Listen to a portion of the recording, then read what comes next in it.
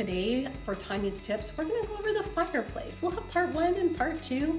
Part 1 is gonna show you can take apart the fireplace and clean the glass, which is very important because it gets really gross. So most fireplaces are attached and a lot of them are just magnetic. So great.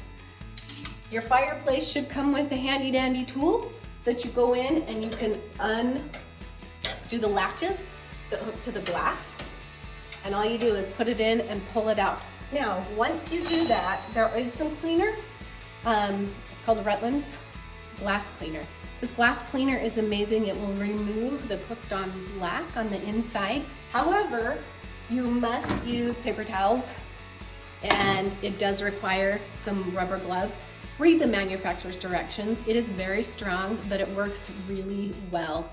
So when you're all done with this, you can just take your grill, after you've taken the glass off and cleaned it and put it back, you put the bottom in first, put it back up, turn the little latches back with your tool, and then go ahead and replace your little magnetic strip. And that is it. Part 2 on Tanya's tips with cleaning your fireplace.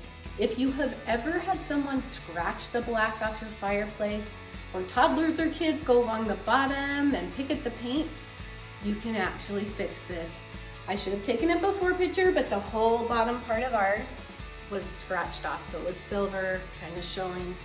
So what you do is you get some either still wool or some really fine black sandpaper for metal, and just very gently go along the edge so that there's not any flaking or peeling of the black paint that was currently on there.